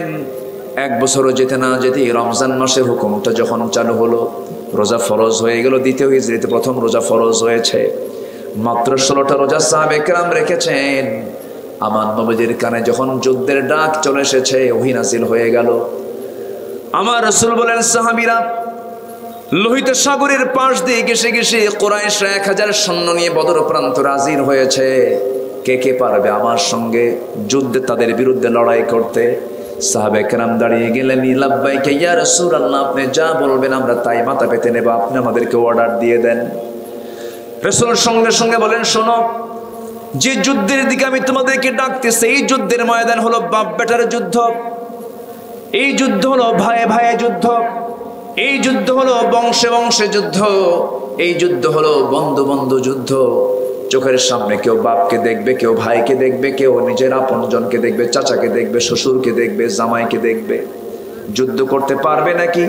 সাহাবায়ে কেরাম রাসূলকে লক্ষ্য করে বলছেন, আল্লাহর কসম করে বলি ইয়া রাসূলুল্লাহ, যে ইসলামকে গ্রহণ করতে গিয়ে দুনিয়ার সব কিছু ছেড়ে দিয়েছি, সেই ইসলামকে রক্ষার জন্য সে আল্লাহ রাসূলের মহব্বতে দুনিয়ার সমস্ত মহব্বতকে আমরা ছেড়ে দিতে রাজি আছি। আমার নবীজি সবাইকে নিয়ে রমজান মাসে রোজা ভেঙ্গে ফেলে দিয়া 17তম রমজানের দিন আমার নবীজি যখন বদর নামক প্রান্তরে যখন পৌঁছে গেলেন, একজন সাহাবীর সামনে দাঁড়িয়ে দেখলেন নিজের জন্মদানকারী পিতা তার বিরুদ্ধে যুদ্ধ করতে মাঠে এসেছে। সেই সাহাবী ভাগ্যবান সাহাবীর নাম হলো উবাইদ ইবনুল জাররাহ রাদিয়াল্লাহু তাআলা আনহু। নিজের জন্মদানকারী পিতাকে দেখতে পেলেন, যার কোলে তিনি মানুষ হয়েছেন, লালিত পালিত হয়েছেন। সেই জন্মদানকারী পিতাকে প্রথমবার দেখে তিনি কেঁদে ফেললেন। একটা বছর পর বাবার চেহারা দেখলেন, মদিনায় তিনি হিজরত করে এসেছেন। মনে মনে চিন্তা করলেন, জন্মদানকারী পিতা আমি তাকে কেমন করে আঘাত করি, না আমি তাকে মারবো না। তরবারি গুটায় নিলেন, ইউ টার্ন করলেন, আবার পরক্ষণে ভাবলেন না না, আহাব্বা ইলাইকুম মিনাল্লাহি ওয়া রাসূলিহি ওয়া জিহাদিন ফি সাবিলিহি, কোনো ক্রমে সম্ভব নয়, বাপকে বাপ মনে করা যাবে না। শিরকের প্রতীক মনে করে বাবার সামনে এসে দাঁড়ালেন, তরবারি দিয়া চক্ষু বন্ধ করে বাবার গর্দান বরাবর হাঁকায় দিলেন তরবারি। মস্তকটা ছিটকে পড়লো, রক্ত ফিঙ্কি দিয়ে পড়লো। বাপ দুনিয়া থেকে বিদায় হয়ে গেল। বদর যুদ্ধের বিজয়ের পরে নবীজি সবার চেহারায় মুখের হাসির ঝিলিক দেখলেন, কিন্তু আমার নবীজি দেখতে পাচ্ছেন সে উবাইদার মুখে কোনো হাসির চিহ্ন নাই। রাসূল বললেন, আমার উবাইদার কি হয়েছে? সাহাবীর উবাইদা কেন কান্দে? হুজুর, উবাইদা আজকে তার বাপকে হারিয়েছে যুদ্ধের ময়দানে। কে মেরেছে? আমার প্রিয় সাহাবী উবাইদার বাপকে কে মেরেছে বলো হুজুর? কেউ মারনে, উবাইদা তার নিজ হাতে তার বাপকে দুনিয়া থেকে বিদায় করেছে। আমার নবীজি বললেন, উবাইদারে আমার বুকের মধ্যে চলে আয়। রাসূল তাকে বুকের সঙ্গে আলিঙ্গন করে বললেন, সাহাবীরা, আমার উবাইদা আজকে জান্নাত কিনে নিয়েছে। জোরে খান সুবহানাল্লাহ, আরো জোরে বলেন সুবহানাল্লাহ। আমার নবীজি যুদ্ধের ময়দানে বদর যুদ্ধের প্রান্তরে দেখতে পেলেন 14 জন সাহাবী দুনিয়া থেকে বিদায় নিয়েছেন। 70 জন কাফের দুনিয়া থেকে বিদায় হয়ে গেছে, আর 70 জন যুদ্ধবন্দী সেই কুরাইশদেরকে রাসূল সাহাবায়ে কেরামকে অর্ডার দিলেন, তাদেরকে যুদ্ধবন্দী করা হয়েছে। সেই যুদ্ধবন্দীর মধ্যে দেখা গেল আমার নবীজির আপন চাচাও আছে, এর জামাইও আছে। আপন চাচা এবং আপন বড় মেয়ের জামাই। বড় মেয়ের জামাই এলাকায় কি বলে? আমি কি কথা ঠিক বলতেছি তো নাকি? জামাই বলে তো নাকি, না কুটুম কয় নাকি? আচ্ছা, বড় জামাই। হ্যাঁ, আমার রাসূলের মেয়ে কয়জন ছিল বলেন তো? কয়জন? কয়জন বলেন তো? 4 জন। 2 জনকে রাসূল মানে নবুয়তের আগেই তিনি বিয়ে দিয়েছিলেন। কথা কি বুঝতেছেন আপনারা? রাসূল জাইনাব, রুকাইয়া রাদিয়াল্লাহু আনহুমা, এই 2 জনকে রাসূল আগে বিয়ে দিয়েছিলেন। এর মধ্যে একজন যেটা বড় জামাই, এই আবুল আস এসে আবু জেহেলের নেতৃত্ব গ্রহণ করে বদরের যুদ্ধে যুদ্ধ করতে এসে যুদ্ধবন্দী অবস্থায় নবীর হাতে সে গ্রেফতার হয়ে যায়, যুদ্ধবন্দী হয়ে যান। আমার নবীজি দেখতে পেলেন। সাহাবায়ে কেরাম ভাবলেন, নবীজির আপন জামাই, বড় মেয়ের জামাই, আবার আপন চাচা, এদেরকে কেমনে এরকম পানিশমেন্ট করি? তো সবাইকে পিঠ মোড়া দিয়ে শক্ত করে বাঁধছে। মানে পিঠ মোড়া দিয়ে শত্রু কি নরম করে বাঁধা যাবে বলেন তো? ছুটে যাবে তো। সবাইকে শত্রু তো তারা শক্ত করে পিঠ মোড়া দিয়ে বাঁধছে। কিন্তু জামাই তো 14 গোষ্ঠীর ঠাকুর। এই এলাকায় আছে নাকি এই কথা? তো জামাইকে তো এরকম কষ্ট করে দেওয়া যায় না, তো একটু মানে নরম বাঁধন দিয়া পিঠ মোড়া দিয়ে বাঁধছে, কিন্তু বাঁধনটা একটু নরম করে দিয়েছে সাহাবীরা। এদিকে চাচার বাঁধনটা নরম করে দিয়েছে। রাসূল বললেন, তো ওদেরকে খেজুর দিয়ে দাও। সবাইকে খেজুর দিছে, কিন্তু এই 2 জনকে আবার স্পেশাল একটু রুটি এবং গোশত দেওয়া হয়েছে, মানে উন্নত খাবার দেওয়া হয়েছে। চাচা আবার জামাই। নবীর কাছে যখন বলা হলো, ইয়া রাসূলুল্লাহ, আপনার জামাই এবং আপনার চাচাকে আমরা একটা সম্মান জানিয়েছি, দড়ির বাঁধনটা নরম করে দিয়েছি, আর খাবারটা উন্নত দিয়েছি। রাসূল বলেন, এমন যুদ্ধের নীতিতে এমনটা নয়, আত্মীয়করণ করা যাবে না। সব এখানে শত্রু। জামাই দেখা যাবে না, চাচা দেখা যাবে না। আমার চাচা এবং জামাইকে যেমন তোমরা দড়ির বাঁধনটা ঢিল করে দিয়েছো, বাকি 68 জনের সমস্ত দড়ির বাঁধনটা ঢিল করে ফেলো, এবং খেজুরগুলো বাদ দিয়ে আমার চাচাকে যেমন তোমরা রুটি দিয়েছো, গোশত দিয়েছো, সবাইকে রুটি গোশত দিয়ে দাও। সুবহানাল্লাহ বলবেন না? যুদ্ধের নীতি কি হবে তাও শিখিয়েছেন মুহাম্মদ সাল্লাল্লাহু আলাইহি ওয়াসাল্লাম আমার নবীজি। এরপরে সবার কাছ থেকে আমার রাসূল সবার কাছ থেকে মুক্তিপণ নিলেন, টাকা দিলেন, মুক্তি করে দিলেন, তাদেরকে যুদ্ধবন্দী থেকে নাজাত দিলেন। সব চলে গেছে মক্কায়। আমার নবীর সামনে আপন চাচা যখন পড়ে গেছে, রাসূল বলেন, চাচা আপনাকেও মুক্তিপণ দিতে হবে, আমি আপনার কাছ থেকে মুক্তিপণ চাচ্ছি। আপন চাচা আব্বাস সেই সময় ইসলাম কবুল করেন নাই। আব্বাস রাদিয়াল্লাহু আনহু বলতেছেন, ভাতিজা মুহাম্মদ, তুমি আমার ভাতিজা হও, তুমি আমার থেকে নিবা, এটা কেমন কথা? রাসূল বলেন, চাচা তাই যদি হয় আপনি ভাতিজার বিরুদ্ধে যুদ্ধ করতে আসছেন কেন? আপনি কেন যুদ্ধ করতে আসছেন? সঙ্গে সঙ্গে রাসূল বললেন, না না, আপনাকেও ছাড় দেওয়া যাবে না, আপনাকেও দিতে হবে। সঙ্গে সঙ্গে তাফসীর এসেছে, ব্যাখ্যা এসেছে। আব্বাস রাদিয়াল্লাহু আনহু বলতেছেন, মুহাম্মদ আমার বাড়িতে তোমাকে দেওয়ার মতো কিছুই নাই, কিছুই রেখে আসি নাই। সঙ্গে সঙ্গে রাসূল মুসকে হাসি মেরে বলছেন, চাচা মিথ্যা কথা বলেন কেন? আপনি তো চাচি আম্মার কাছে কিছু স্বর্ণের টুকরা রেখে আসছেন। সাইয়েদনা আব্বাস বললেন, ও আমার ভাতিজা মুহাম্মদ, আমার বাড়ির ঘরের ভিতরের গোপন জিনিসের রহস্য তোমাকে কে জানালো? সঙ্গে সঙ্গে রাসূল বলছেন, আমি তো গায়েবের মালিক নই, তবে গায়েবের মালিক আল্লাহ তাআলা আমাকে ফেরেশতার মাধ্যমে জানায় দিয়েছে। সাইয়েদনা আব্বাস হাতটা গায়ে দিয়ে বলছে, ভাতিজা মুহাম্মদ আর শত্রুতা করে লাভ কি, আমার কালেমা পড়া। যেরকম সুবহানাল্লাহ, কালেমাটা পড়ায় নিলেন, তাকে নিয়ে নিলেন দলের ভিতরে। আমির হামজা রাদিয়াল্লাহু তাআলা আনহু তিনিও কাফের ছিলেন, তিনিও কালেমা পড়ে মুসলমান হয়েছেন, কিন্তু আবু লাহাবকে পারেন নাই, আবু তালেবকে পারেন নাই। তাহলে বলেন, আমার নবীজির আপন চাচা দুইজন কালেমা পড়ল না, এটা কিন্তু আমার নবীর ব্যর্থতা নাকি? হেদায়েতের মালিক কে? আমাদের মধ্যে অনেকের চাচা কিন্তু খুব খারাপ আছে, আসতে আছে না নাই? আমাদের মধ্যে আমাদের আপন চাচা কিছু খারাপ আছে না? যখন খারাপ লাগবে আপনার যে আমার এরকম খারাপ চাচা, এরকম যদি মন খারাপ হয়, তখন ভাববেন যে রাসূলের চাচাও ছিল আবু লাহাব। দেখ আল্লাহ আমার কপালে এরকম আবু লাহাব থুয়ে দিছে, মন খারাপ করা যাবে। যখন দেখবেন নিজের সন্তানটা কথা শোনে না, তখন চলে যাবেন নূহ আলাইহিস সালামের দিকে। আল্লাহর পয়গম্বর নূহ, তার ছেলে কেনান, আল্লাহ আমি সন্তুষ্ট। যখন দেখবেন বউ কথা শোনে না, তখন চলে যাবেন লূত আলাইহিস সালামের দিকে। আল্লাহর পয়গম্বর, তার বউটা ছিল ঈমান হারা। যখন দেখবেন আপনার বাপটাও খারাপ, কথা শোনে না, তখন চলে যাবেন ইব্রাহিম আলাইহিস সালামের দিকে, যে তার বাপ একজন খারাপ মানুষ ছিল। যখন দেখবেন যে আপনার কলিজার টুকরো সন্তানরাও আপনার বিরুদ্ধে চলে যাচ্ছে, আপনার ভাই আপনার বিরুদ্ধে চলে যাচ্ছে, তখন চলে যাবেন সাইয়েদনা ইউসুফ আলাইহিস সালামের দিকে চলে যাবে। তার ভাইরা তার সঙ্গে শত্রুতা করে নাই, করেছে। সব নবী হচ্ছে আমাদের আদর্শ। যেরকম আল্লাহু আকবার। আমার নবী যে আপন জামাইকে এবার ধরে ফেললেন, আপন জামাই, বড় মেয়ের জামাই আবুল আসকে ধরে ফেলে বললেন, তাহলে ভালোবাসা হবে একমাত্র কার জন্য? আসতে বলবেন না, কার জন্য? জামাই আগে না আল্লাহ আগে? বলেন, জামাই আগে না আল্লাহ আগে? মেয়ে আগে না আল্লাহ আগে? সন্তান আগে না আল্লাহ আগে? আমার রাসূল জামাইকেও ছাড় দিলেন না। জামাইকে বলেন, জামাই আমার বড় মেয়ের জামাই, তোমারও ছাড় নাই, তোমারও মুক্তিপণ দিতে হবে। কি দেব? সংবাদ দাও। মক্কায় সংবাদ চলে গেছে, মানে তার মেয়ের কাছে সংবাদ চলে গেছে। তার মেয়ে, বড় মেয়ে, স্বামীর মুক্তির জন্য একটা প্যাকেট পাঠায় দিলেন। সেই প্যাকেটটা আমার নবীর কাছে চলে এলো। আমার নবীজির সেই প্যাকেটটা হাতের মধ্যে নিলেন। খোলার সঙ্গে সঙ্গে আমার নবীজির চোখের কোনা বেয়ে বেয়ে টপ টপ করে পানি পড়া শুরু হলো। রাসূল কাঁদতেছেন। আমার নবীজি কাঁদলে কি সাহাবীরা হাসবেন নাকি? সাহাবীরাও কাঁদেন। হুজুর আপনি কাঁদেন কেন?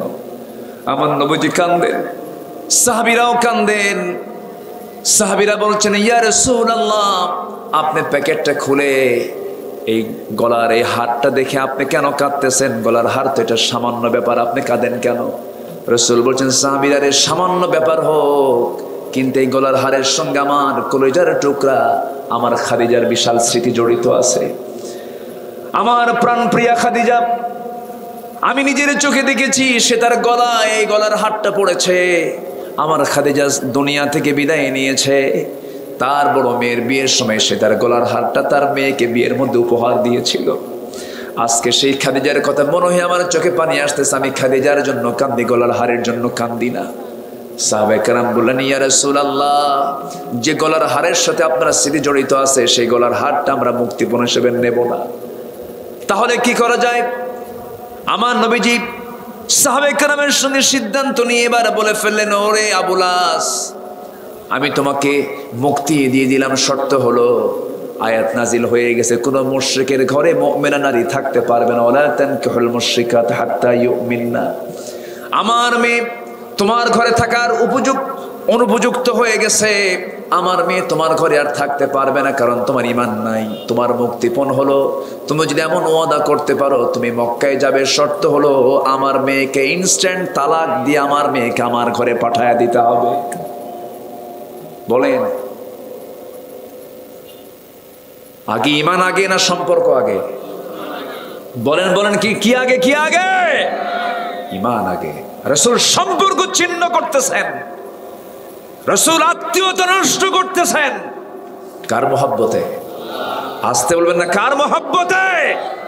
কুল ইন কানা আবাউকুম ওয়া আবনাউকুম ওয়া ইখওয়ানুকুম ওয়া আজওয়াজুকুম ওয়া আমওয়ালুন ওয়া আশীরাতুকুম ওয়া আমওয়ালুন ইকতারাফতুমুহা ওয়া তিজারাতুন তাখশাউনা কাসাদাহা ওয়া মাসাকিন তারদাউনাহা আহাব্বা ইলাইকুম মিনাল্লাহি ওয়া রাসূলিহি। জোরে কান আল্লাহু আকবার। কষ্ট পাচ্ছেন নাকি আপনারা? আমার নবীজি তাকে মুক্তি দিয়ে দিলেন, চলে গেল মক্কায়। মক্কায় যাওয়ার পর অনেক লম্বা ইতিহাস, সময় তো নেই, একটা বেজে গেছে। আমার নবীজি করলেন কি, বলে দিলেন। মক্কায় যাওয়ার পর মেয়েকে পাঠায় দিল, মেয়েকে পাঠায় দিছে। রাসূল মেয়েকে রিসিভ করলেন ঘরে, জামাইয়ের ঘর থেকে মেয়েকে নিয়ে আসলেন একমাত্র কার হুকুমে? কার হুকুমে? কার হুকুম মানার জন্য? ঈমান আছে, সম্পর্ক আছে, ঈমান নেই, সম্পর্ক। আমার দেশে একই পরিবারের একই বাবার 4 সন্তান, 4 জন 4 দল করে। আসতে বলবেন না, আছে না নাই? যে সরকার ক্ষমতায় থাকে, যে দল ক্ষমতায় থাকে, সেই দলের যে ভাই, বাকি 3 ভাই ওর কাছে আসে, এসে বলে, ভাই তুই 5 বছর চালা, আমরা আসি। যখন তোর সরকার ক্ষমতায় থাকবে না, তোর দল, আমরা যখন আসবো তখন আমরা তোরে দেখবো 5 বছর। আছে না নাই? আছে না নাই? এগুলোর কি ঈমান আছে? আসতে বলেন, ঈমান আছে? যা করব কার সন্তুষ্টির জন্য করব? আমরা আল্লাহর সন্তুষ্টি। ভালোবাসা নির্দিষ্ট হবে 1 নাম্বার কার জন্য? আহাব্বা ইলাইকুম মিনাল্লাহি ওয়া রাসূলি। 1 নাম্বার আল্লাহ, নাম্বার 2 হচ্ছে মুহাম্মদ সাল্লাল্লাহু আলাইহি ওয়াসাল্লাম। আমার ভাইয়েরা, নাম্বার 3 হলো আল্লাহ তাআলা 8টা মুহাব্বতের কথা বলেছেন জাগতিক জীবনে। আবার এইদিকে এসে আল্লাহ তার নিজের কথা বলেছেন, নবীর কথা বলেছেন, আর একটা আমলের কথা বলেছেন, ও জিহাদিন ফি সাবিলিহ। নাম্বার 3 হলো আল্লাহর পথে জিহাদ করাকে বেশি প্রিয় মনে করতে হবে। ঘর ছাড়তে পারবে না তা হবে না, ব্যবসা ছাড়তে পারবে না তা হবে না, প্রয়োজন আল্লাহর দ্বীন জমিনে কায়েম করার জন্য সব ছেড়ে দিতে হবে। এরপরে ও আল্লাহর দ্বীন থেকে 1 চুল পরিমাণ নড়া যাবে না, দ্বীন কায়েমের সংগ্রাম থেকে 1 চুল পরিমাণ নড়া যাবে না। আমার বন্ধুগণ, সাহাবে কেরামদের ইতিহাসের দিকে যদি আপনি লম্বা করে একটু তাকান, একটু গভীর দৃষ্টিতে যদি একটু লক্ষ্য করে দেখেন, সাহাবে কেরামের সঙ্গে আয়াতগুলোর পুরোপুরি হুবহু মিল ছিল। আমার বন্ধুগণ, একজন বড় ধনী সাহাবীর কথা মনে হয়ে গেল আমার। আব্দুর রহমান ইবনে আউফ নামে একজন সাহাবী ছিলেন, কোটি কোটি টাকার মালিক ছিলেন। রাসূল যখন মক্কা থেকে মদিনায় হিজরত করেছেন, আব্দুর রহমান ব্যবসা ছাড়লেন, পরিবার ছাড়লেন, ঘর ছাড়লেন, বাড়ি ছাড়লেন, নবীর সঙ্গে মদিনায় চলে গেলেন। দুপুরবেলা খাবার নাই, রাত্রেবেলা খাবার নাই, নবীর সামনে না খেয়ে থাকেন আব্দুর রহমান ইবনে আউফ। আমার নবীজি একদিন দেখে কেঁদেই ফেললেন। কেঁদে ফেলে বলেছেন, আব্দুর রহমান, আমার এই দুই চোখ সাক্ষী, তুমি মক্কায় কোটি কোটি টাকার ব্যবসা বাণিজ্য করেছো, বউ ছিল, সন্তান ছিল, সবকিছু ছিল, সব ছেড়ে আজকে ফকির হয়ে গেছো, তোমার কি কষ্ট হয় না? আব্দুর রহমান ইবনে আউফ মুস্কি মুস্কি হাসি মেরে বলে, হুজুর দুনিয়ার সব ছেড়েছি, কিন্তু পেয়েছি আমি আল্লাহ এবং আপনার রাসূলকে পেয়েছি। জোরে কোন সুবহানাল্লাহ। আমার কিচ্ছু দরকার নাই। রাসূল বলেন, না রে না আব্দুর রহমান, আমি তোমার জন্য একজন ধনী মদিনার আনসার সাহাবীর সঙ্গে বন্ধুত্ব করে দেব। আনসার সাহাবীকে ডাক দেব, আনসার সাহাবী, দেখো এ আমার আব্দুর রহমান আমার খুব প্রিয় সাহাবী, খুব ধনী ছিল, দেখো তোর জন্য কিছু করা যায় নাকি। গোড়ার পিঠ ওঠায় নিয়া মদিনার সবচেয়ে বড় বড় দুটা খেজুর বাগান দেখায় দিয়ে বলছেন, আব্দুর রহমান তোমার যে বাগানটা পছন্দ হবে সেই বাগানটা আমি এই মুহূর্তে তোমার নামে দলিল করে দেব। আব্দুর রহমান নাও বললেন, ভাই আনসার সাহাবী আর কি বলবে বলো, আমার দুইটা বউ, যে কোনো একটা বউকে আমি তালাক দেব, তাকে তুমি বউ বানায় নিবা, কারণ মদিনার কোনো মেয়ের বাপ তোমার সঙ্গে বিয়ে দেবে না, কারণ তোমার ঘর বাড়ি টাকা পয়সা কিছু নাই। আব্দুর রহমান ইবনে আউফ বললেন, ও আমার আনসার সাহাবী ভাই, তোমার বউকে তালাক দেওয়ার দরকার নাই, খেজুর বাগান আমার নামে দলিল করে দেওয়ার দরকার নাই, একটু আমার জন্য একটু ছোট্ট বাজার দেখায় দাও, একটা ব্যবসা শেখায় দাও, ব্যবসাটা ধরে ফেলি। একটা ছোট্ট বাজার দেখায় দেওয়া হলো, ছোট্ট একটা ব্যবসা তাকে শেখায় দেওয়া হলো। ব্যবসা করতে করতে তিনি এত সুন্দর বরকত তিনি পেলেন, 3 রতি 2 রতি সোনা কামাই করলেন, বিয়েটা করে নিলেন। বিয়েটা জরুরি কিনা বলেন? আজকের সমাজে বিয়ে সহজ না জেনা সহজ? কি সহজ বলেন? জেনা সহজ, কিন্তু সহজ করা দরকার কি? আমার দাদার যুগে জেনা সহজ ছিল না বিয়ে সহজ ছিল, আর এখন ভাইদের যুগে এসে বিয়ে সহজ না জেনা সহজ? এটা কি উন্নতি না অবনতি বলেন? এটা কি উন্নতি না অবনতি? অবনতি, ক্ষতি, এটা ধ্বংস। এটা ওই সাহাবী আব্দুর রহমান বিয়ে করে নিলেন, নবীর কাছে 3 দিন পর আসলেন, নতুন কাপড় চোপড় পরে, সুগন্ধি লাগায়। রাসূল বলেন, আব্দুর রহমান তোমার চেহারা থেকে ভাবসাব দেখে মনে হচ্ছে তুমি একটা কিছু ঘটাইছো। হুজুর আমি তো বিয়ে করছি, কিন্তু তুমি তো আমার দাওয়াত দিলে না। হুজুর মনেই ছিল না। আল্লাহু আকবার বলবেন না? কি ছিল না? মনে ছিল না বিয়ে কখন করছি। হয় কিন্তু অনেক প্রিয়জন কিন্তু বিয়ের সময় বাদ যায় না। রাসূল খুশি হয়ে গেলেন। রাসূল বলেন, বিয়ে তো করছো, টাকা পয়সা পাইছো কই? হুজুর ব্যবসা করছিলাম, কয়েক রতি কামাই হয়েছিল, সোনা কামাই হয়েছে, ওইটা দিয়েই বিয়ে করছে। রাসূল বলেন, আল্লাহ তুমি আমার এই আব্দুর রহমানের ব্যবসায় এবং পরিবারে বরকত দিয়ে দাও। এত বরকত হলো আব্দুর রহমানের, মক্কাও ধনী, মদিনায় সে এত ধনী হলেন, তাবুক অভিযানে তিনি একা 7 বস্তা সোনাও দান করেছিলেন। আল্লাহু আকবার বলে। সম্মানিত ভাইয়েরা, মুহাব্বত হবে একমাত্র কার জন্য? আর দ্বিতীয় হচ্ছে মুহাম্মদ সাল্লাল্লাহু আলাইহি ওয়াসাল্লামের জন্যই মুহাব্বত হবে। এবং সবকিছুর চাইতে জিহাদকে আমরা মুহাব্বত করব কম না বেশি। এবং এই জিহাদকে মুহাব্বত করব কেন? এই জমিনে কার দিন প্রতিষ্ঠা করতে হবে? আল্লাহর দিন প্রতিষ্ঠা করতে হবে। আল্লাহ আসুন আল্লাহ তাআলা এই আয়াতের অনুকূলে আমাদের জীবনকে সাজানোর তৌফিক আল্লাহ পাক দান করুন। জোরে বলি আল্লাহুম্মা আমিন। আরো জোরে আল্লাহুম্মা আমিন।